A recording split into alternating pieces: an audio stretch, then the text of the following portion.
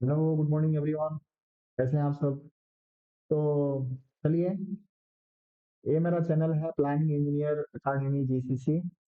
और मैं अभी दूसरे की जैसा ही नहीं बोलूंगा कि पहले आप मेरे चैनल को सब्सक्राइब कर लो। लेकिन हाँ, सब्सक्राइब आप जरूर कर लेना। और क्यों कर लेना, इस चैनल का क्या खासियत है वो मैं आपको बताता हूँ। ठीक है? ये चैनल जो बना है किस मोटिव के साथ बना है वो मैं आपके साथ शेयर करूंगा। ये चैनल पे किस किस टाइप की वीडियो अपलोड होगी, और ये वीडियो जो है किन किन लोगों के लिए यूजफुल होने वाला है। ये मेरा फर्स्ट वीडियो है। और देखते हैं कि मतलब मेरा मतलब है कि मेरा फर्स्ट वीडियो है और मैं फर्स्ट टाइम जो है इसको रिकॉर्ड कर रहा हूँ ऑन यूट्यूब। तो ये हो सकता है कि मेरा क्लास में बताने का कुछ तरीका अलग हो, मेरी वॉइस थोड़ा लो हो, या कुछ इसमें कुछ बाहर की कुछ नॉइज आए, वो एक डिफरेंट मैटर है। लेकिन मेरा जो टॉपिक है पढ़ाने का, वो एकदम जबरदस्त है। आप यूट्यूब पे कहीं भी ऐसा टॉपिक ढूंढोगे सर, आपको नहीं मिलेगा। ठीक है? इसलिए हम ये बात बता रहे हैं आपको, क्योंकि इस वीडियो में, ये चैनल पे, जैसे आप देख रहे हैं कि प्लानिंग इंजीनियर अकादमी, मतलब इसमें क्या है, हम टोटल प्लानिंग का कंसेप्ट को समझेंगे। ठीक है? फर्स्ट हम प्लानिंग का कंसेप्ट को समझेंगे, फिर हम प्रेरणा मेरा फिजिक्स पे काम करेंगे। आप जो है देखते हैं यूट्यूब पे, आप कहीं भी सर्च सर्च मारोगे तो आपको प्रेरणा विरा का बेसिक कोर्स मिल जाता है, 1 घंटा का 2 घंटा का वीडियो। बट हम ऐसा नहीं करने वाले हैं। हम हमारा कंप्लीट सीरीज चलेगा। सीरीज में हम प्लानिंग का टोटल, तो उसका फंडामेंटल क्या होता है, क्या कंसेप्ट है प्लानिंग का। क्योंकि जब तक सर आप प्लानिंग का कंसेप्ट नहीं समझोगे, आप प्रेमा विरावनी सीख के क्या करोगे? आप देखिए, अभी मैं इसलिए बोल रहा हूँ कि आप जाओगे तो देखोगे तो यूट्यूब पे प्रेमा विरा का कोर्स लोग 5,000 10,000 में बेच रहा है ना। उसमें ओनली बेसिक चीजें आपको समझा देते हैं, प्लानिंग क्या होता है उसको समझाते नहीं है। ठीक है? तो बट हमारा ऐसा नहीं है। मैं इस चैनल पे free of cost, free resources है आपके लिए। बस आपको यही करना है कि आप इसको सब्सक्राइब करके बेल आइकन दबा के रखना है कि जब भी वीडियो वीडियो अपलोड हो, फर्स्ट आपको मिले। ठीक है? फिर कम्युनिकेशन के लिए, हमारे और आपके साथ कम्युनिकेशन के लिए भी हम एक प्लेटफॉर्म तैयार करेंगे। इन बिटवीन आप जो है, आपका अगर कुछ क्वारी हो, कुछ सजेशन हो, तो आप जो है कमेंट बॉक्स में जरूर बताइए। ठीक है? हम इसमें क्या क्या पढ़ने वाले हैं, देखिए, जब ये आपका सपोर्ट मिला, आप इस चैनल को अपने सोशल मीडिया के माध्यम से शेयर करने लगे, अपने फेसबुक पे, अपने इंस्टाग्राम पे, अपने फेसबुक पे। अगर हमारा वीडियो, हमारा यूट्यूब अगर चैनल अगर ग्रो किया, तो मैं इस पे प्लानिंग इंजीनियरिंग और प्रेमा विरा क्या, मैं इस पे सारी चीजें बताऊंगा। सारी चीजें मतलब आपको बीबीएस करना सिखाऊंगा, एस्टिमेशन सिखाऊंगा, और को रैबिट भी सिखाऊंगा। जैसे मैंने यहाँ भी लिखा भी है कि आपको इसके बाद मैं ऑटो कैड भी सिखाने वाला हूँ, रैबिट भी सिखाने वाला हूँ। और इसमें आप देख सकते हैं कि मैं जैसे मैं बोला था कि प्लानिंग का, मैं आपको इसका प्लानिंग क्या होता है, इसका क्या कंसेप्ट है वो सिखाऊंगा। ये जो है ये जो वीडियो है, इसमें मैं आपको सिखाने वाला हूँ मैनेजमेंट, इसका प्रोजेक्ट का मैनेजमेंट लाइफ साइकिल कितना होता है, टीओटी और डिले डिले एनालिसिस क्या होता है, एसपीएम और सीपीआई क्या होता है, और ओबीएस डब्ल्यू एस क्या होता है। ये सारी चीजें मैं आपको बताऊंगा। मैं इसलिए आपको एक पीपीटी के माध्यम से समझा रहा हूँ। देखिए, आप अगर जैसे मूवी देखते हैं और गाना सुनते हैं, तो वो तो आप देख के सुन लेते हैं, और सुन के आप याद भी कर लेते हैं, गा लेते हैं, और वो आपको याद रहता है। लेकिन एजुकेशन स्टडी जो है ना, ये सब चीजों, टेक्निकली जो चीजें हैं, ये सब चीज आपको ओनली देखने से याद नहीं रह पाएगा। तो जब भी आप हमारे साथ क्लास कर रहे हैं, तो आप जो है ये कर लें। हाँ, एक कॉपी एक पेन लेके बैठे या लैपटॉप पे हैं, तो आप इसका स्नैपशॉट भी लेते रहें, लेके रखें। तो उसमें क्या होगा कि हमारा टॉपिक भी जो है ना, वो मिस नहीं होगा। ठीक है? वो हम सीरीज में चलेंगे, हमको क्या क्या करना है। देखिए, हमको क्यों ज्वाइन करना चाहिए, मैं प्रैक्टिकल लर्निंग बताऊंगा आपको, प्लानिंग एजुकेशन सिखाऊंगा, और बाहर की, क्योंकि मैं अपने बारे में बता दूं तो मैंने बीटेक किया हुआ है सिविल में। मैंने गल्फ कंट्री भी काम किया हुआ है, एमएनसी कंपनी में भी काम किया हुआ है, और मैंने 2 सेक्टर में काम किया हुआ है। तो मुझे बिल्डिंग का भी अनुभव है, और रोड एंड हाईवे में भी काम किया हुआ है, तो उसका भी मुझे अनुभव है। विदेश में कैसे काम होती हैं, उसके बारे में सिखाऊँगा, इंडिया में कैसे काम होता है, वो मैं सिखाऊँगा, ठीक है? करियर को ग्रोथ कैसे करना है, वो मैं सिखाऊँगा। तो जब हम आप अपने बारे में बताएँ, आप कौन हैं? आपने क्या पढ़ाई किया हुआ है?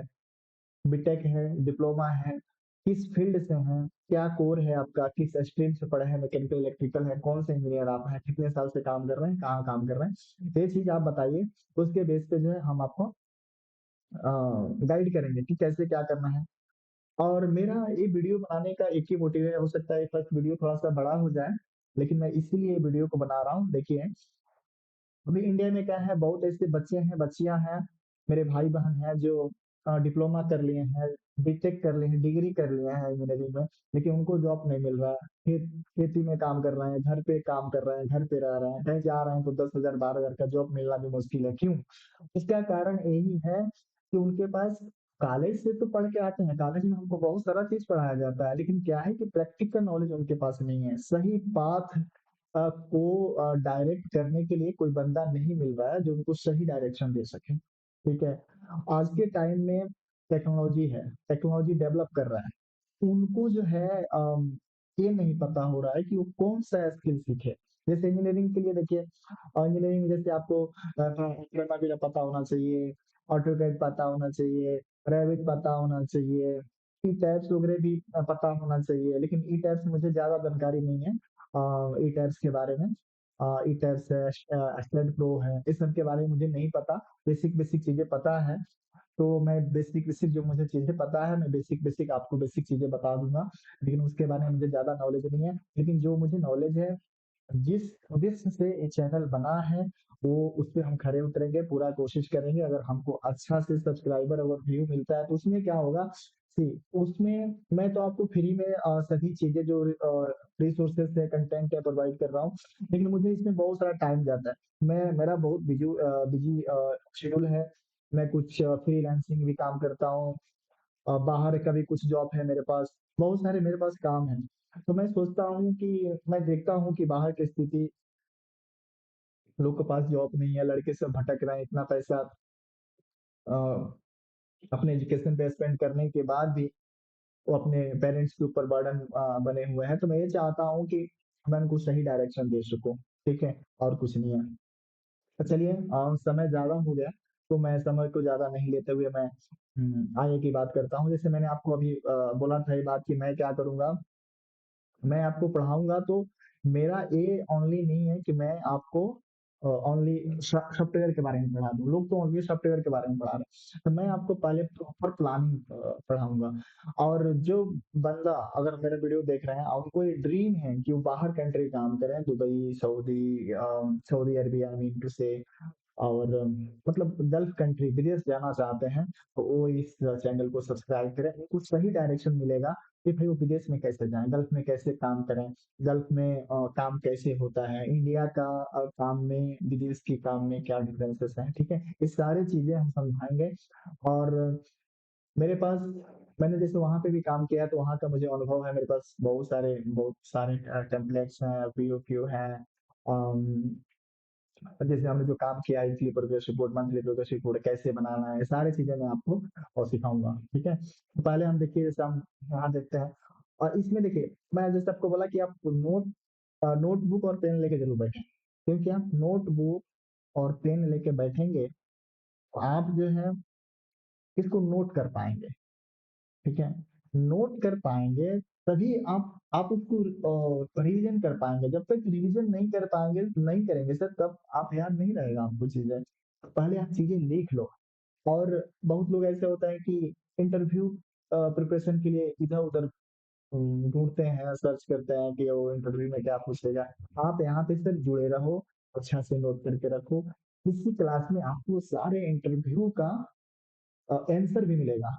इसके लिए मैंने ऐसा प्लानिंग इंजीनियरिंग एकेडमी के का नाम मैंने दिया है इस चैनल को क्योंकि मेरा पढ़ाने का वही तरीका होगा कि आपको कभी इंटरव्यूअर पूछे, आप उसको बता पाओ। क्योंकि आप देखो आप प्लानिंग इंजीनियर देखिए अभी बहुत लोग हैं, ये चैनल किसके लिए फ़ायदेमंद है?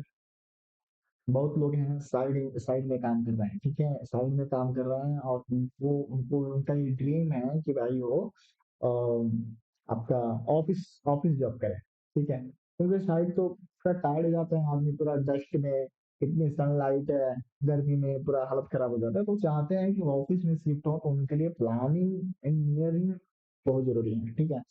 तो मैंने इस चैनल पे आपको बीबीएस कैसे बनाना वो भी मैं सिखाऊंगा आपको, ठीक है। तो पहले तो देखिए, पहले जो है ये है प्लानिंग। पहले क्या है, व्हाट इज प्लानिंग, प्लानिंग क्या होता है, ठीक है। तो प्लानिंग आप यहाँ पढ़ सकते हैं, मैं इसको इजी लैंग्वेज में समझाऊंगा, और जो लड़के हमारे जो समझने वाले हैं अगर समझ गए तो बेहतर, नहीं तो मैं इसको यहाँ मैं लिखा हूँ, बट हम आपको बिल्कुल इजी इजी वे में समझाएंगे, ठीक है, जो जैसे बच्चा को समझाया जाता है वैसे हम समझाएंगे। एक हमारा क्लास जो है बिल्कुल बेसिक से है, ठीक है, एकदम बेसिक से एकदम डीप लेवल से आ रहे हैं। और deep level means I mean to say that I'm coming from the bottom level. Okay, this mean to say deep level मतलब ये हो कि बहुत गहराई में जा रहे हैं। ओके, सो मतलब ये है कि मैं बहुत बॉटम लेवल से जो है आपको समझाऊंगा। तो चलिए डेफिनेशन पढ़ते हैं। द प्रोसेस, देखिए, what is planning, the process of thinking ahead and deciding in advance what how and when to perform task. मतलब क्या है, जैसे देखिए, अगर एक हम प्रोजेक्ट बनाते हैं, ठीक है सर, देखो देखो ये मेरा, खुद मान लो मैं आपको एक बिल्डिंग बना के दिखाता हूँ, जैसे मान लो कि ये मेरा बिल्डिंग है, ठीक है, ये मेरा बिल्डिंग है, जस्ट एग्जाम्पल। तो ये बनाने के पहले हमें एडवांस में फ्यूचर के लिए बहुत सारी चीजें सोचनी होती हैं, ठीक है, कि ये क्या बनेगा, कैसे बनेगा, कब बनेगा, ठीक है, इसमें फिर टाइम कितना लगेगा, बजट कितना लगेगा, क्या क्या रिसोर्स लगेगा, ठीक है। तो एक ये हो गया कि सिंपल भाषा में बोले तो प्लानिंग वो है कि किसी चीज के बारे में सोचना, कोई चीज भविष्य में करना उसके बारे में सोचना।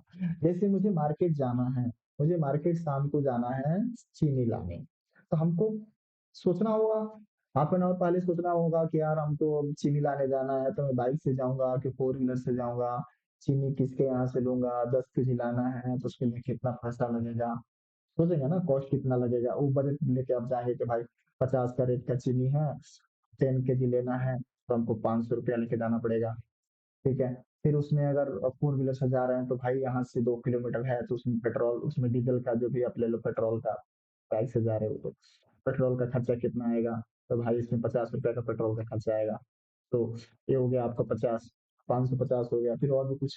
तो आप पहले सोचते हो, वो होता है आपका प्लान, ठीक है। उसके बाद, तो ये तो हमने आपको बताया, मतलब एक सिंपल सा एक डेली लाइफ एक्टिविटी के बेस पे आपको समझाया, ठीक है। बट हमारा टॉपिक तो है इंजीनियरिंग का, तो हम यहाँ आते हैं, ठीक है। ये जो हमारा बिल्डिंग है, ये बिल्डिंग को करने के लिए हमारे पास 3M मतलब 3 मेन रिसोर्सेस बोलते हैं इसको। तो 3 मेन रिसोर्सेस क्या है, तो उसमें क्या लगता है, मेन पावर, मटेरियल और मशीनरी, ठीक है। मशीनरी क्या होता है, जैसे मेन पावर, देखिए इसमें दो बोलते हैं हम लोग ना, इसमें प्राइमरी में जब आपको सिखाएंगे, प्राइमरी पढ़ाएंगे तो उसमें बताएंगे हम कि एक होता है लेबर, एक होता है नॉन लेबर। मेरा हैंड राइटिंग पे ध्यान नहीं देना, मैं माउस से लिख रहा हूँ इसलिए ऐसा आ रहा है, ठीक है। तो लेबर क्या हो गया, ये हो गया हमारा लेबर। नॉन लेबर क्या हो गया, ये हो गया machinery equipment, non labour. Main power, labour, ये मटेरियल है, ठीक है। तो चलिए, अब हम आगे चलते हैं, ठीक है। स्लाइड के अनुसार हम चलेंगे, वीडियो को और डीप में हम पढ़ाएंगे आपको, ठीक है, सारी चीजें हम बहुत डीप में लेके जाएंगे। एक ही कंसेप्ट को क्लियर करेंगे, लेकिन ये मेरा आउटलाइन, तो इसके लिए मैं इसमें ज्यादा समय नहीं लूंगा। मटेरियल के बारे में डीप में जाएंगे, मैन पावर, ये सब चीजें हम आपको पढ़ाएंगे। और मैं आपको कॉस्टिंग भी पढ़ाऊंगा, आने वाले समय में मैं इसका कॉस्टिंग भी पढ़ाऊंगा, तो कॉस्टिंग में भी बहुत सारी चीजें हम आपको करने वाले हैं, बताने वाले हैं कि बाहर में क्या क्या होता है बाहर में, कैसे काम होता है, बजटिंग वहाँ की कैसी होती है, ठीक है। और एस एस वैल्यू क्या होता है। ओके।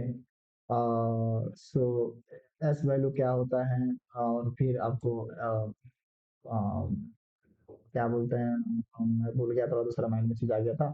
सेल होता है, सेल क्या होता है, सेल अमाउंट क्या होता है, और एस क्या होता है, एस कैसे बनाया जाता है, एस का फुल फॉर्म क्या है। ओके। एस का इसका एस का फुल फॉर्म है एक्सेप्टेड कॉस्ट एस्टिमेशन। जैसे मैं कॉस्टिंग में बताऊंगा आपको, ठीक है, जब कॉस्टिंग पढ़ाऊंगा तो मैं आपको बताऊंगा, बट ये मैं आपको टेम्पोररी बता देता हूँ, ठीक है। तो ये सब चीजें मैं आपको कॉस्टिंग में सारी चीजें, मतलब प्लानिंग का जो भी कंसेप्ट होता है ना, आपको हीरो बना देंगे यार। मतलब आपके अंदर इतना कॉन्फिडेंट भर देंगे ना कि आप यार कहीं भी ये नहीं लगेगा आपको ना कि आप प्लानिंग इंजीनियर नहीं हो, आप नहीं कर पाओगे, आप इवन साइड से भी हो ना, तो आप बन जाओगे प्लानिंग इंजीनियर। बट आपको मेरे साथ रहना होगा, ठीक है, और मेरे चैनल को सपोर्ट करना होगा अच्छा से, ताकि ये आपका भी जिम्मेदारी बनता है, ये आपका भी जिम्मेदारी बनता है कि भाई ने अगर इतना मेहनत कर रहा है, अपना समय दे रहा है, जब इसका चैनल ग्रो ही नहीं करेगा तो फिर ये कैसे काम कर पाएगा। करेक्ट है ना। तो आप अगर हमको इतना सपोर्ट करोगे तो आपको फ्री रिसोर्सेज सब कुछ मिलेगा। मैं गारंटी के साथ बोल रहा हूँ, इसमें अमीर गरीब, पैसा वाले नहीं, बच्चे, जो भी बच्चे हैं, जी देखिए आज तो सबके पास घर में फोन है। कुछ लोगों को एक एक्सक्यूज जाता है कि मेरे पास यार रिसोर्सेस नहीं है, पैसा नहीं है, फोन नहीं है। ऐसा नहीं है मेरे भाई, सबके पास फोन है। आप कहीं कोर्स कहीं परचेस नहीं कर पाओगे, लेकिन यहाँ तो आप कम से कम कर पाओगे। सही है ना। तो यहाँ तो पढ़ लोगे। अब मैं आपको दावे के साथ बोलता हूँ कि जो मैं आपको यहाँ पढ़ा दूंगा ना, वो आपको कोर्स में भी नहीं मिलेगा कहीं। डेफिनेटली मैंने बहुत सारा देखा है, बहुत सारे हमारे ऐसे फ्रेंड हैं, हमारे जूनियर हैं, सीनियर हैं, और हमने भी पहले पढ़ा हुआ है, ऐसा नहीं, हमने बहुत सारे कोर्स लेके पढ़ा है, लेकिन कुछ हमको लगा नहीं कि यार हमको अजब तरह सा लगता है क्या पढ़ा रहे हैं यार, तो मतलब बच्चे जैसे पढ़ा रहे हैं, इतना बेसिक चीजें पढ़ा रहे हैं सब, ऐसा हमको फील होता है, ठीक है। तो मैं अभी बहुत एडवांस तक जाएंगे, ठीक है, होता है ना कि जीरो टू हीरो, तो हम लोग जीरो टू हीरो तक जाएंगे, ठीक है। बस बस आपको बने रहना हमारे चैनल के साथ, ठीक है। तो चलिए आगे बढ़ते हैं। अभी देखिए इसमें क्या होता है, project management life cycle. Life cycle क्या होता है, देखिए किसी भी प्रोजेक्ट को करने के लिए हम पहले इनिशिएशन करते हैं, उसके शुरुआती में हम सोचते हैं कि फिर उसका देखिए इनिशिएशन में हम आपको बताएंगे नेक्स्ट स्लाइड में, एक फिजिबिलिटी रिपोर्ट भी बनाते हैं। फिजिबिलिटी रिपोर्ट क्या होता है कि हम कि जिस जिस लोकेशन में प्रोजेक्ट बनने वाला है, ठीक है, यहाँ के बारे में हम जाके चेक करेंगे तो लोकेशन कैसा है, ठीक है, वहाँ का क्लाइमेट कैसा है, वहाँ का सॉइल कैसा है, साल्टी है, सिलिकॉन है, क्या क्या है उसके बारे में चाहिए। जैसे ऊपर सीबीआर का हम लोग कराते हैं, सीबीआर करा के उसमें कैलिफोर्निया जो होता है ना, सीबीसी सीबीसी सीबीसी बोलता है उसको, और इसको मिटा देते हैं थोड़ा सा, सीबीसी, और सीबीसी नहीं, सीबीआर बोलते हैं तो क्या होता है, बोलता है कैलिफोर्निया बेयरिंग रिपोर्ट। ओके। तो और भी इसके हैं, प्लेट लोड टेस्ट होती हैं, ये सब चीज आपको बताएंगे हम, प्लेट लोड टेस्ट क्या होता है, बस आप थोड़ा याद दिलाना है कि मैं अगर मैं नहीं बता पा, आपको कुछ भी अगर डाउट है ना तो मेरे को पूछ लो, ठीक है। मैं तो आपको बोल दे रहा हूँ कि ठीक है, मैं सीबीआर का सॉइल टेस्ट के बारे में सारे चीज, इसको रिपोर्ट भी हम लोग पढ़ेंगे, सॉइल टेस्ट रिपोर्ट के बारे में पढ़ेंगे, प्लेट लोड टेस्ट रिपोर्ट क्या होता है इसके बारे में हम देखेंगे। अगर ये भूल गया तो मेरे को याद दिलाना, ठीक है, कमेंट बॉक्स में कि आप ये बोले थे, आप उनको नहीं बताया। तो क्योंकि होता है ना कि भूल भूल जाते हैं, भूल गए तो नहीं बता पाएंगे, तो इसके लिए। तो ये हमारा बिल्डिंग था, मैंने मिटा दिया था इसको। देखिए ये मेरा बिल्डिंग है जैसे एग्जाम्पल। और तो इसका इनिशिएशन करना होगा, फिर इसका प्लानिंग करना होगा, फिर इसका एजुकेशन होगा। एजुकेशन मतलब लाइव प्रोजेक्ट जब चलता है कि काम चल रही है वहाँ पे, ठीक है। इन बिटवीन आप मॉनिटरिंग एंड कंट्रोलिंग भी होता है कि अब जब एजुकेशन चल रहा है तो उसके साथ आपका मॉनिटरिंग एंड कंट्रोल भी चलेगा ना कि भाई क्या चल रहा है करके। ये सारी चीजें हम प्लानिंग समझाने वाले हैं आपको, ठीक है। प्रोजेक्ट क्लोजिंग क्या होता है, तो यहाँ आते हैं हम लोग, यहाँ पे देखो यार, अगर आपको कुछ व्यू है ना, अगर आपको लगता है कि मैं बोर, आप बोर हो रहे हो, मैं ज्यादा ही आपको बता रहा हूँ, आप इतने छोटे नहीं हो और मैं भी समझता हूँ कि आप इतने छोटे नहीं हो। आप इंजीनियरिंग करके आते हो 4 साल, तो आपके पास तो नॉलेज रहता ही है। लेकिन मेरे भाई सभी लोग तो एक समान नहीं होते हैं, ठीक है? कुछ को नॉलेज है, कुछ को नहीं है। किसी ने तो इंजीनियरिंग छोड़ा हुआ है, उसका कहीं उसको जॉब ही नहीं मिला, तो बेचारा इंटर्नशिप पे भी काम नहीं किया, वो देखा ही नहीं कि काम कैसे होता है, तो उनको समझाना पड़ता है। ठीक है, सभी बच्चे एक जैसे नहीं होते, कोई कमजोर होता है, कोई बहुत तेज होता है, तो सबको लेके साथ में चलना है। ठीक है, तो जिनको लगे कि हाँ ये मुझे पता है, तो आप कोई हमें दिक्कत नहीं है, आप वीडियो को भगा के देख लीजिए। सही है ना? या जो जो आपको अच्छा लग रहा है कि नहीं ये तो मुझे पता है, नहीं पता, तो जो आपको नहीं पता है वही आप देखें। ठीक है, हमारे को कुछ ये नहीं है कि नहीं आप किसी को देखें। ठीक है, तो चलिए हम पहले चलते हैं इनिशिएशन इनिशिएशन फेज में चलते हैं। देखिए इनिशिएशन फेज क्या होता है। एक ओनर होता है, ओनर और क्लाइंट दोनों सेम होता है, बस मैं आपको ये बता देता हूँ। ठीक है, तो अब आप यहाँ पे जाओगे, यहाँ हमारे जैसे आप होता है ना कि आप नॉर्मल चीज में नॉर्मल लोगों के साथ बात करते हो तो बोलते हैं कि अरे वो ओनर उसका ओनर है, ओनर मीन्स मालिक है। बट वही टेक्निकली शब्द में हम इसको क्लाइंट बोलते हैं। ठीक है, ये क्लाइंट ओनर दोनों सेम ही होते हैं। और जैसे मैं आपको बोला था कि फिजिबिलिटी रिपोर्ट के बारे में बात किया था अभी हमने। तो feasibility report is a pre project analysis documents that evaluate whether a project is technically, financially, legal and operationally। तो ये क्या बोल रहे हैं, मैं बोला था कि फिजिबिलिटी रिपोर्ट इसको, जैसे कोई प्रोजेक्ट बनाने के पहले हम इसको डॉक्यूमेंटेशन करते हैं। ठीक है, डॉक्यूमेंटेशन किसके लिए करते हैं? उसको देखने के लिए। देखने के लिए हम करते हैं कि project technically, financially, legally okay है नहीं है। जैसे कि टेक्निकली क्या है कि हाँ बनेगा, और कुछ बिल्डिंग बनेगा तो वो बन पाएगा नहीं बन पाएगा। ठीक है, यहाँ की सपोज मान लो कहीं गड्ढा है, वहां ज्यादा पानी लगता है, समुद्र में बनाना है, पौंड में बनाना है, झील में बनाना है, और कुछ कोई स्ट्रक्चर ऐसा बनता है, यूनिक स्ट्रक्चर कोई बन रहा है, तो वो हम चेक करते हैं। फिर इसमें फाइनेंशियली हम देखते हैं कि भाई फाइनेंशियली इसमें पैसा का खर्च कितना आएगा। ठीक है, उसमें फिर हमारा आउटपुट क्या होगा। ठीक है, फिर लीगली हम चेक करते हैं कि लीगल है नहीं, यहाँ पे हम बना सकते हैं कि नहीं बना सकते हैं। ठीक है, तो उसके बाद फिर technical analysis and basic design, ये सब ओके होने के बाद अगर सब ये सही है तो फिर इसमें हम इसको टेक्निकली एनालाइज करते हैं, और फिर इसमें एक नॉर्मल सा एक डिजाइन करते हैं कि भाई ऐसा ऐसा ऐसा करके हम बना रहे हैं। ठीक है, तो उसके बाद होता है प्लानिंग। ठीक है, तो प्लानिंग क्या है, जैसे हम अभी तक तो प्लानिंग के रेफरेंस में ही बात कर रहे हैं। ठीक है सर, तो प्लानिंग में जैसे एक वर्ड आया हुआ ईपीसी, ईपीसी क्या होता है? Engineering procurement construction. ठीक है, ये चीज जो है ना, जब हम आपको कॉस्टिंग पढ़ाएंगे, ठीक है, जब कॉस्टिंग आपको कॉस्टिंग जब हम सिखाएंगे ना, तो उसमें सारी चीजें हम बताएंगे कि ईपीसी क्या होता है। जिससे क्या होगा, जब कंट्रैक्ट होता है ना, तो एक अब सुना होगा, बोलते हैं कि ईपीसी कंपनी है, engineering procurement company. Engineering procurement company क्या होता है? ईपीसी जो कंपनी रहती है ना, उसमें उनका ही टोटल ही रहता है, सब उन्हीं के स्कोप में रहता है, सिर्फ डिजाइन उन्हीं को करना होता है। ठीक है, वो जो प्रोजेक्ट ले लेंगे और डिजाइन वही करेंगे, इम्प्लीमेंटेशन वही करेंगे, लेकिन डिजाइन को अप्रूव करने के लिए क्लाइंट या कंसल्टेंट वो रहता है। ठीक है, तो ये भी हम बता देते हैं कि आपको अगर पता होगा नहीं होगा, हम आपको बता देते हैं कि क्लाइंट क्या होता है, कंसल्टेंट क्या होता है। ठीक है, तो क्लाइंट जैसे हमने बोला था, क्लाइंट ये है। ठीक है, क्लाइंट ये है, और इनको कोई एक बिल्डिंग बनाना है, बिल्डिंग बनाना है, रोड बनवाना है, जैसे अलग अलग क्लाइंट होता है। जैसे मान लीजिए कि रोड इंडिया में क्या है कि एनएचआई है, नेशनल हाईवे अथॉरिटी जो है। ठीक है, तो ये जो रोड बन रही है, रोड बन रही है, ब्रिज का जैसे मान लो ब्रिज बन रहा है, रोड बन रही है, रोड एंड ब्रिज बन रहा है, तो ये इनका जो है ये रहते हैं, क्या बोलते हैं, इनका इनका इनका इनका क्लाइंट ये है। ठीक है, एनएचआई है इनका ओनर, क्लाइंट एंड ओनर दोनों सेम होते हैं, मैं आपको बोलता हूँ। वैसे ही सपोज मान लो ये बंदा, इनको ये बिल्डिंग बनवाना है। ठीक है, ये बंदा क्या करेगा?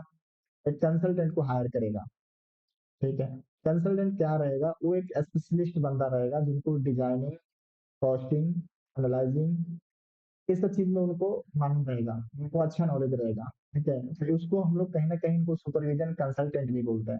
ठीक है, और कि जो एक कंसल्टेंट है, इस सब इनका रेस्पॉन्सिबिलिटी रहता है। जो ओनर है क्योंकि देखिए ओनर, अब सपोज मैं हूँ, तो मैंने तो ठीक है, मैंने इंजीनियरिंग किया, हमें पता है चीजें, लेकिन सपोज मान लो कि मुझे नहीं पता, मान लो मैं इंजीनियर नहीं हूँ, मुझे कुछ नहीं पता, अगर हमें बिल्डिंग बनवाना है, कहीं हॉस्पिटल बनवाना है, तो मैं कहीं ना कहीं किसी स्पेशलिस्ट से पूछूंगा, उसको रखूंगा, या मैं सपोज मान लो इंजीनियर इंजीनियर हूँ, बट हमें जो है हॉस्पिटल खोलना है, कैंसर केयर हॉस्पिटल खोलना है, या कुछ और भी कुछ लॉन्ग या और भी कुछ लंग वाला कुछ भी कुछ खोलना है हमको मेडिकल में, तो मेडिकल में हमको बिल्कुल ज्ञान नहीं है, तो मैं क्या करूंगा, किसी स्पेशलिस्ट बंदा को हायर करूंगा, तो हमारा कंसल्टेंट हो जाएगा।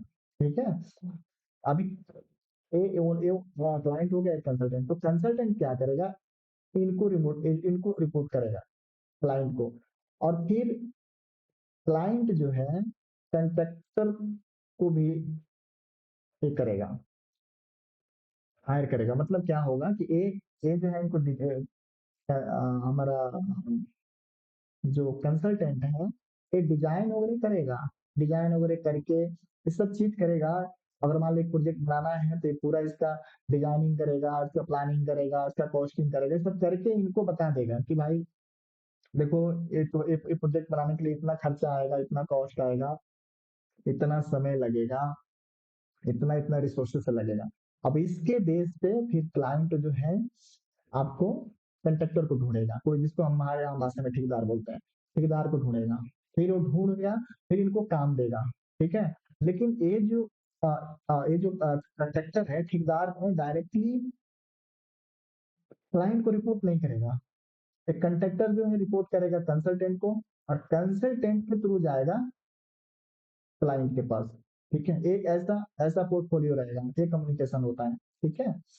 और कहीं कहीं चेंज भी होता है, कहीं कहीं होता है, जैसे मान लो कि क्लाइंट को खुद ही पता है, खुद उनको उनके पास टीम है, खुद उनके पास इंजीनियर्स है, सुपरविजन टीम है, तो वो क्या करता है, इनको हायर ही नहीं करता, कंप्यूटर बोलता है भाई नहीं चाहिए हमको, इनको क्यों खर्चा देना, हम डायरेक्ट आपको आपके साथ हम डील करेंगे, तो डायरेक्ट कंट्रैक्टर को भी दे रहा है। तो ऐसा भी होता है।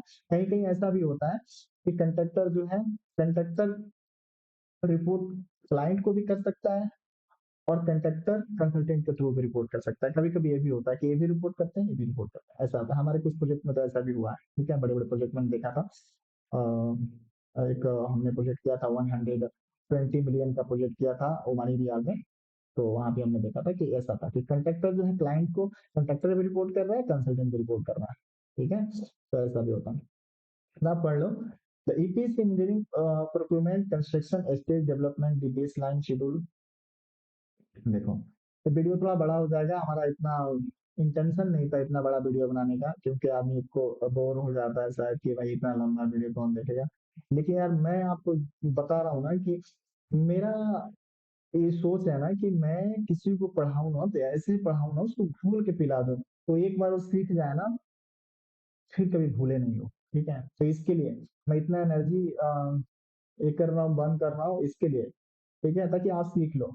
ठीक है। और दूसरे लोग, आप देखो बड़े बड़े कोर्स भी करा रहे हैं ना, तो बोलते हैं कि नहीं हमारा तो बाउंडेशन है, हम इससे ज्यादा की लिमिटेशन है, इससे ज्यादा हम नहीं बता सकते, हाल ही नहीं इसमें, और बस ये वो, अपना ऐसा नहीं है, अपना लिमिटेशन है ही नहीं कुछ। ठीक है, जितना हमारे पास नॉलेज है मैं आपको शेयर करूंगा। कुछ आपको डाउट है, क्वारी, आप कमेंट बॉक्स में पूछो सर, मैं डेफिनेटली उसका बहुत इजी वे में आपको एग्जांपल देकर मैं समझा दूंगा। ठीक है। तो देखिए प्लानिंग में क्या होता है कि एक जो है कंपनी है, और वो जो ईपीसी कंपनी है, ठीक है, तो ईपीसी आपको बता दें ईपीसी होता क्या है। ठीक है। और वो क्या है ना, इसमें फिर बेस लाइन ना हमको develop the base line schedule. ठीक है, प्लानिंग में क्योंकि फिर फर्स्ट काम क्या होता है, बेस लाइन शेड्यूल को डेवलप करना। बेस लाइन, पहले बेस लाइन क्या है पहले उसमें, बेस लाइन देखो, शेड्यूल तो बनेगा। ठीक है, शेड्यूल तो मैं इसको मिटा देता हूँ, शेड्यूल तो बनेगा। ठीक है, लेकिन बेस लाइन शेड्यूल क्यों बोलते हैं, शेड्यूल तो शेड्यूल ही होता है, लेकिन बेस लाइन शेड्यूल इसलिए बनता है, शेड्यूल बना के वो क्या है ना, वो मतलब फाइनल शेड्यूल है। ठीक है, एक बार बेस लाइन बन गया, ठीक है, और बेस लाइन बन के बेस लाइन जो है असाइनमेंट हो गया। Base line is the approve schedule by the contractor management and the consultant. ऐसा भी हो सकता है कि जैसे क्या हो कि बेस लाइन बनने के बाद कंट्रैक्टर, वैसे हमारा इंटरनल टीम, हम लोग डिस्कस कर लेते हैं हमारी टीम के साथ, तो ओके कर दिया, फिर हम कंसल्टेंट को उसको सबमिट करते हैं, कंसल्टेंट बोलता है कि नहीं भाई, कंसल्टेंट बोलता है नहीं नहीं, ये एक्टिविटी इतना दिन में इसको और कम करो, इसको और टाइम ले लो। ठीक है, तो ऐसा भी होता है। तो बेस लाइन जो है हाँ, शेड्यूल हम बनाते हैं, ठीक है? बेसलाइन शेड्यूल बनाने के बाद हम उसको असाइनमेंट देते हैं, असाइनमेंट होने के बाद वो मतलब आपको बताएँगे अपने बारे में कैसे-कैसे करते हैं।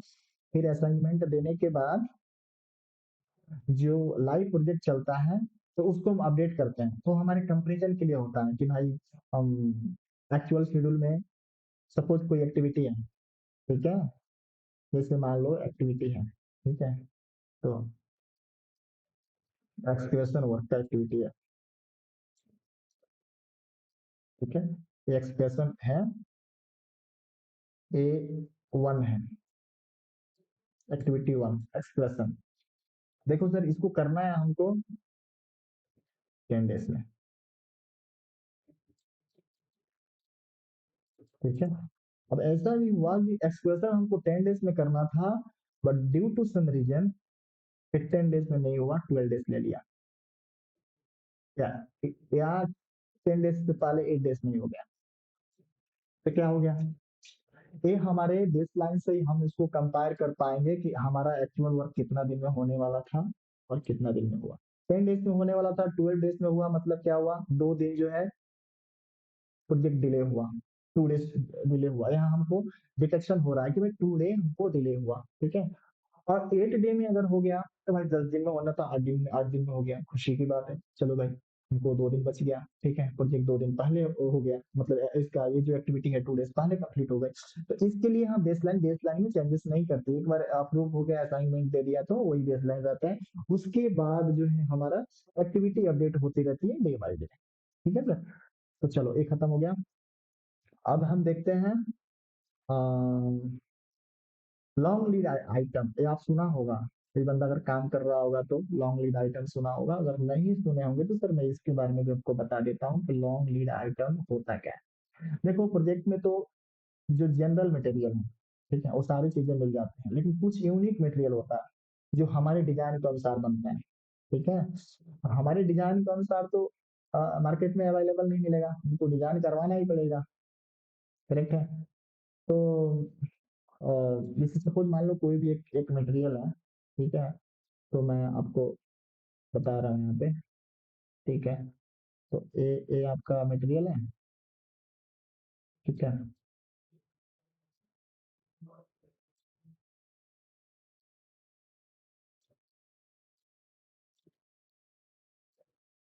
ठीक है, ए हमारा मटेरियल है, ठीक है जी? सपोज कुछ ऐसा बना लो, कुछ कार टाइप का कुछ बना लो। तो ए हमारा मटेरियल है, ये हमारा डिजाइन है, ठीक है? ये हमारा डिजाइन है, ठीक है? तो अगर हम बोलते हैं कि भाई ऐसा वाला डिजाइन हमको अभी मिल जाए तो नहीं मिलेगा ना। तो हमारे डिजाइन के अनुसार क्या होता है कि हमको ऑर्डर करना पड़ता है। जैसे मान लो लॉन्ग लीड आइटम में देखो, मेंशन थिंग्स मैंने डाला है यहाँ पे ऑलरेडी। जैसे कस्टम पावर ट्रांसफार्मर है, तो ट्रांसफार्मर अब हमारे डिजाइन के अनुसार चाहिए, वैसा मार्केट में अवेलेबल नहीं है, तो हमको ऑर्डर जो है पहले 6 महीना 3 महीना 2 महीना पहले देना होता है, ताकि वो जो है उसकी डिजाइन के अनुसार मैन्युफैक्चरिंग हो सके, ठीक है?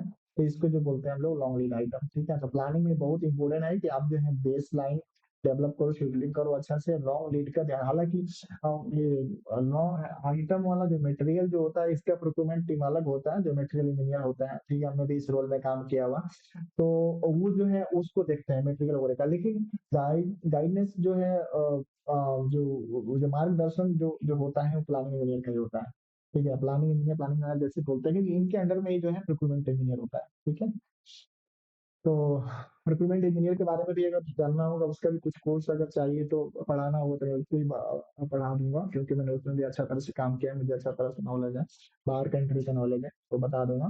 लेकिन अभी बोलूंगा तो बहुत टाइम चला जाएगा, बड़ा वीडियो हो जाएगा, फिर आप सबको हो जाएगा, ठीक है? तो यहाँ पे एग्जीक्यूशन में देखिए, एग्जीक्यूशन में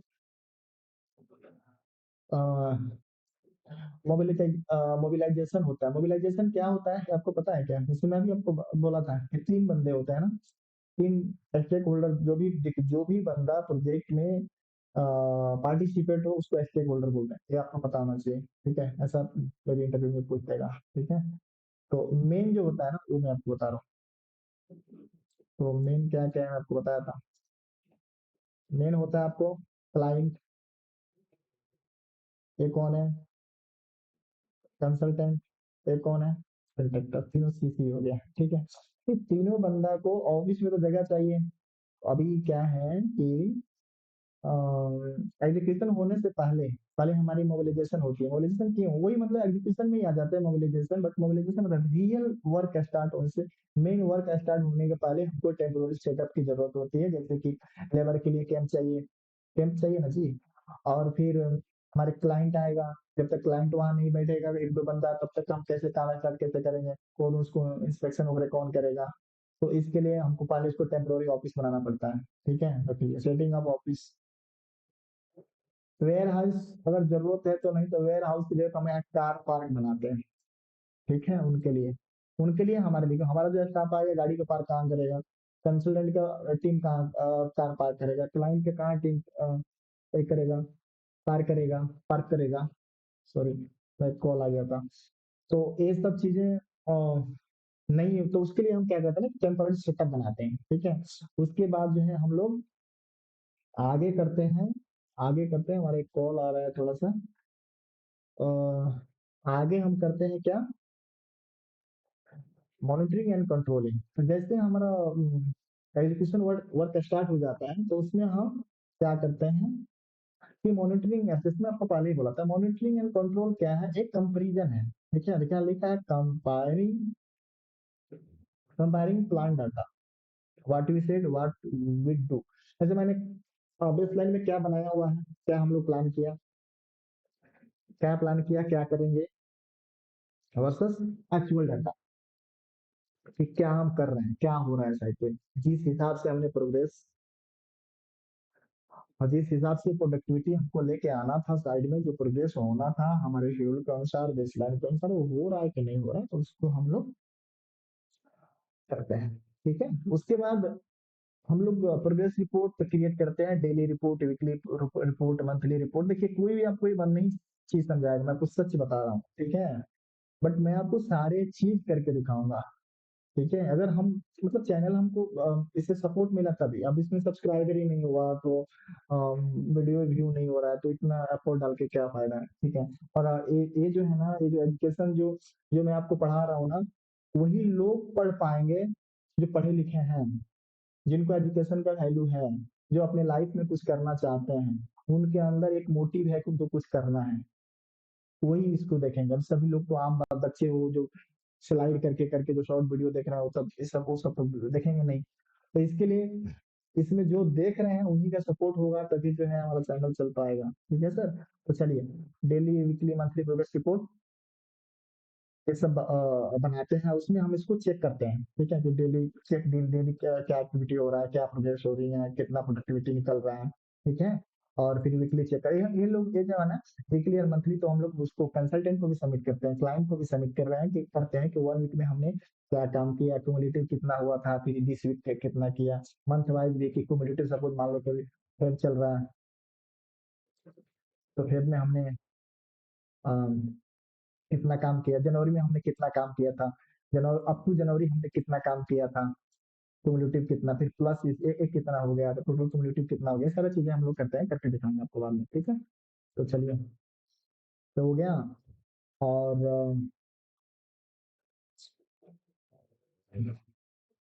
चलिए, तो हम लोग समझ गए, कितना समझ गए, क्या क्या समझ गए हम लोग।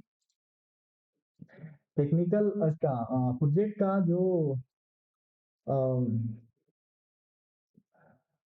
4 फेज हमने बोला था ना आपको, कि 5 फेज बोला था मतलब, इस चीज का पांच चार लाइफ साइकिल है, 5 लाइफ साइकिल है। मेरा एक फोन आया, मैं उसको रिसीव नहीं किया, थोड़ा माइंड मेरा उधर जा रहा है इस बार में, लेकिन मैं भी एमडी करने वाला हूँ, वीडियो इसके लिए कर ले रहा हूँ। तो क्या क्या था 5 में, इनिशिएशन था, प्लानिंग था, एजुकेशन था। ठीक है, और अभी क्या है ना, हम लोग एजुकेशन था और आपका मॉनिटरिंग कंट्रोल था। अब फिर आपको हम लोग किसमें आएंगे, dealing with delay, UT and recovery, इसके बारे में भी हम आपको बताएंगे। ठीक है, देखिए एक होता है ना, कि आपको बता दे रहा हूँ कि इसमें क्या होता है ना, डिले एनालिसिस बहुत जरूरी है। ठीक है, प्लानिंग में डिले एनालिसिस जो है ना, बहुत मैटर करता है।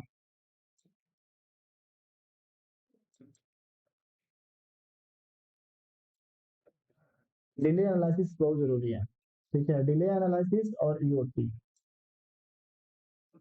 बहुत मैटर करता है। ठीक है, तो इसमें हम आपको डिले एनालिसिस कैसे चेक करते हैं, कैसे डिले का एनालाइज करते हैं, मैं आपको बताऊंगा, एनालाइजिंग पूरा बताऊंगा कि डिले एनालाइज कैसे करते हैं, ईओटी क्या होता है, एक्सटेंशन ऑफ टाइम ये क्या होता है। ठीक है, और इसमें भी आपको ईओटी कब मिलता है और ईओटी कितने टाइप का होता है, एक्सक्लूजिबल होता है, नॉन एक्सक्लूजिबल होता है, एक्सक्लूजिबल क्या होता है, नॉन एक्सक्लूजिबल क्या होता है, ये सारी चीजें जब आपको पढ़ाएंगे ना तो सारी चीजें आपको बताते जाएंगे। ठीक है, और देखिए यहाँ पे यूटी पढ़ सकते हैं, illegal claim for more time if delay are caused by factors outside the contractor control, extreme weather, flood, delay, ledger aid, daily diary recording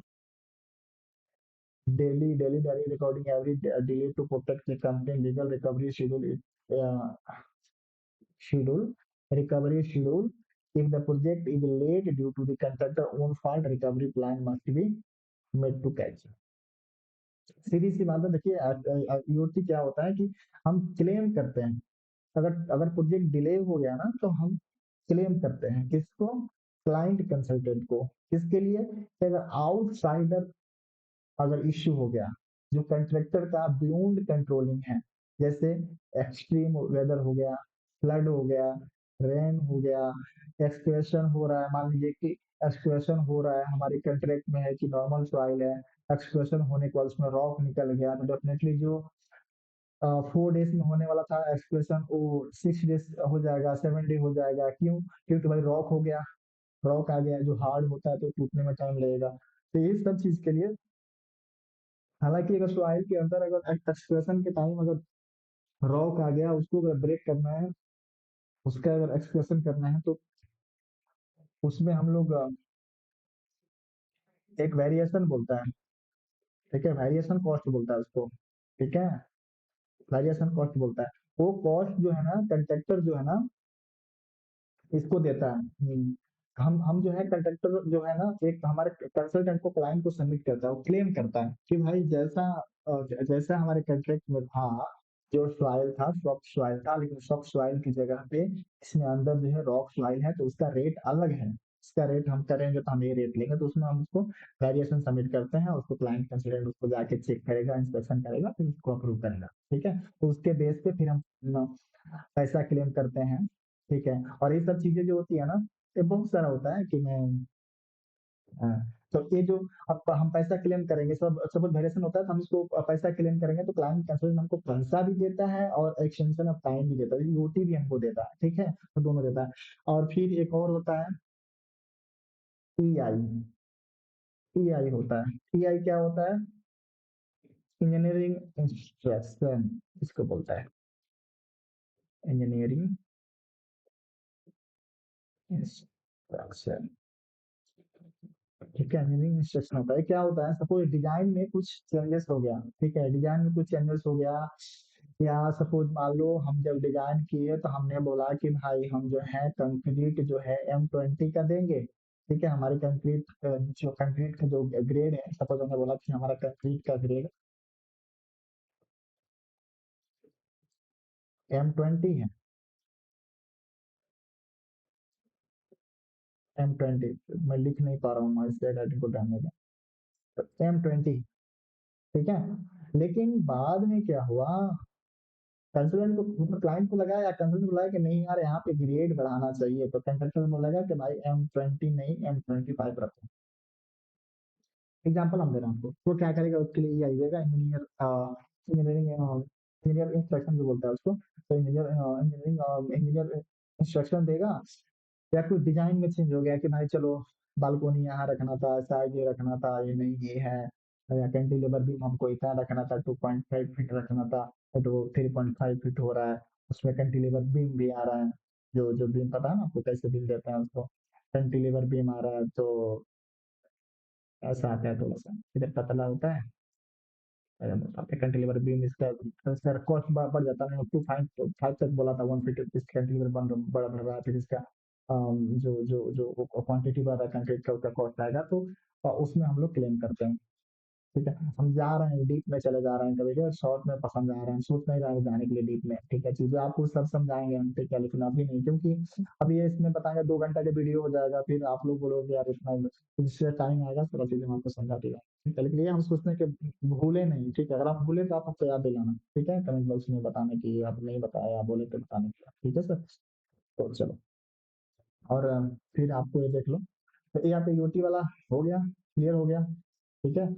और इसमें जैसे मैं बता दें कि यूटी में क्या क्या बताऊंगा आपको, फिर की परफॉर्मेंस इंडिकेटर केपीआई जिसको बोलता है, तो क्या होता है ये, हम केपीआई क्या, इसके बारे में आपको केपीआई बताएंगे, करके आपको दिखाएंगे केपीआई क्या है, कि प्रोजेक्ट को उसके बारे में जानने के लिए, ठीक है, कि प्रोजेक्ट हेल्दी है कि नहीं है, प्रोजेक्ट हेल्दी मतलब क्या, मान लो कि टाइम से ज्यादा अगर प्रोजेक्ट चल रहा है, कॉस्ट से ओवर ओवर बजट में जा रहा है, ओवर कॉस्ट में जा रहा है प्रोजेक्ट, या टाइम हमारा, टाइम जो था ड्यूरेशन जो था उससे अगर ओवर जा रहा है, तो इसका हेल्दी नहीं है ना, प्रोजेक्ट हेल्दी नहीं है, डेफिनेटली कुछ वहाँ समस्या हो गया, तो इसको हम जानने के लिए, ठीक है, we use this matrix SPIB, schedule performance index.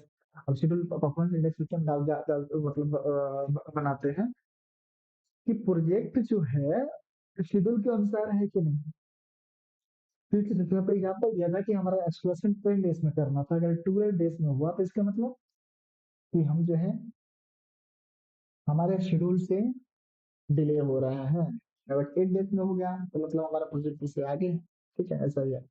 So CPI, cost performance index, इसके बारे में जैसे मान लीजिए कि अब इसमें बोला था कि वो 10 डेज में जो एक्सप्रेशन करना था उसके लिए कोई कॉस्ट उसको एलोकेट किया गया होगा, अर्थ वर्क हम उसमें करते हैं, जो कॉस्टिंग बताएंगे आपको कि इसमें अर्थ वर्क का हम उसमें कॉस्ट को एलोकेट करते हैं, हमारे टोटल प्रोजेक्ट का जो बजट होता है ना, उस प्रोजेक्ट को हम ब्रेक करते हैं, और ब्रेक करके एक्टिविटी वाइज हम उसको डिस्ट्रीब्यूट कर देते हैं कि भाई ये एक्टिविटी के लिए इतना इतना कॉस्ट हम रखें, मान के चलो कि हमने इसके लिए हमने एग्जाम्पल 10,000 रखा था एक्सप्रेशन के लिए, ठीक है, बट इसमें खर्चा आ गया 1200, तो इसका मतलब प्रोजेक्ट ओवर बजट हो रहा है, तो या हम इसमें जो है 800 में कर लिए तो अंडर बजट है, तो ये सब जानने के लिए हम बनाते हैं एसपीआई, सीपीआई, और टोटल प्रोजेक्ट को जानने के लिए केपीआई, ठीक है, इसके बारे में सारी चीजें हम डिस्कस करेंगे, ठीक है।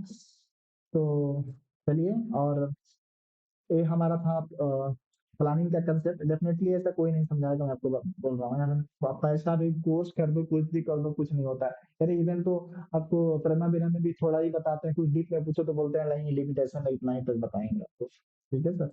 तो ये हो गया, और ये जो हमारा है ना, ये हमारा प्रेमा बिरा के बारे में, अब हम लोग क्या करेंगे ना, अब कल जो है ना इसके आने वाली वीडियो में हम लोग और सॉफ्टवेयर इंटरफेस देखेंगे, ठीक है, जो हमने कंसेप्ट समझा वो जो है हम आप अभी प्रेमाविरा में इसको देखेंगे, उस अब मतलब मैं सॉफ्टवेयर के बारे में थोड़ा बताऊंगा, तो मैंने हम लोग क्या करेंगे, एक वीडियो क्लाइंट, एक वीडियो प्रेमाविरा पे, ऐसा करके हम कंटिन्यू चलाएंगे, बट आप यही है जो मैंने आपको बताया, आप नोट कर लो, तो उसको रिवीजन कर लो, कहीं भी आप इंटरव्यू में जाओगे, इंटरव्यू पक्का क्रैक करोगे, ठीक है, आपका जॉब होगा ही। So thank you very much, चलिए।